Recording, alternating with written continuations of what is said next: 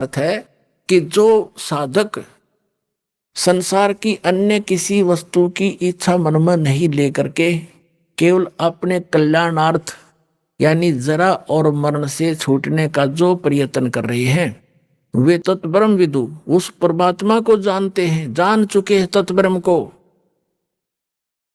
और सारे अध्यात्म से परिचित हैं, ज्ञान से और सब कर्मों से वो परिचित हैं। इसलिए वो विष फांकते नहीं।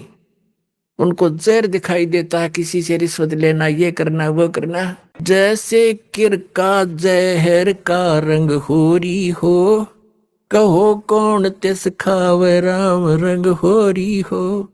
अगर तो होरी माने खुशी, जैसे होली बनाते हैं अपने हिंदू धर्म में, तो होली का मतलब बड़ी खुशी के साथ नाचते हैं गाते हैं। कहते हैं यह है नकली होली, असल खुशी तो उनको होगी जो परम पिता परमात्मा कबीर जी की शरण में आकर विधिवत भक्ति करेंगे, सारे सुख रहेंगे, कदे हानि ना हो। कहते समर्थ का शरणा गहो रंग होरी हो, कदे न हो ए काज राम रंग होरी हो। अब क्या बताते हैं कि जैसे किर का जहर का रंग होरी हो, कहो कौन तिस खावे राम रंग होरी हो।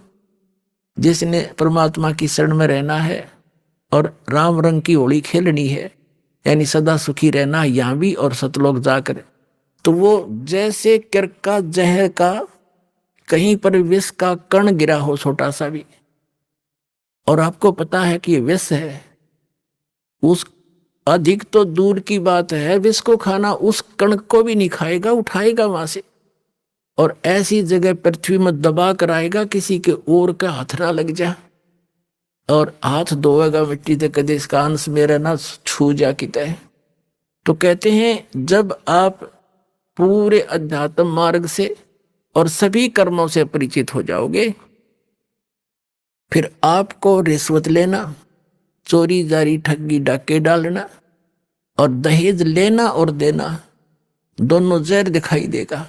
फिर कहते हैं जैसे किर का जहर का। अभी आपको उदाहरण दिया, उसने कैसा जुल्म किया, अपना भाई मार दिया, किस लालच में, अगर यह सारी जमीन मेरा रह जाएगी, वह जमीन रही नहीं, संतान कुल नाश हो गया और पाप धरे रह गए न्यो के न्यो।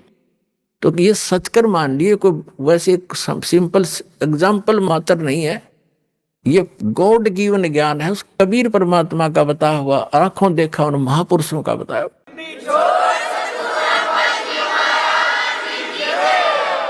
ये कोई डूम बाट के गीत ना समझना। बहुत युगों से आप दुख पा रहे हो और इसी काल के झंझट में उलझ पुलझ कर यही मर जाते हो। तो क्या बताते हैं, जैसे कर का जहर का एक भी किसी का पाई भी लेना, बिल्कुल आपको विष दिखाई देगा। फिर कौन खाओगा उस विष को, कि तुमने उस दरगाह का मैल नहीं देखा और धर्मराज के तिल तिल का देखा। हर पाई पाई का हिसाब होगा वहां पर। तो इसमें तो बहुत बड़ा बखेड़ा बन जाएगा आपके लिए। तो बुद्धिमान व्यक्ति फिर उसका निकट नहीं जा सकता। अबोध बालक जहर चाहे सारा खा जा, लेकिन ज्ञान होने के बाद व्यक्ति विष का निकट नहीं जाता। तो जब तक आप अबोध थे, खाते रहे विष, मरते रहे, गधे कुत्ते बनते रहे, ये विष है। ऐसे संकट भोगने पड़ते हैं अपने को। और जो बुद्धिमान हो गए वो तो इसका निकट भी ना आते। जैसे भक्ति के मार्ग में बहुत ही सीमित सामान लेकर चलना चाहिए। एक समय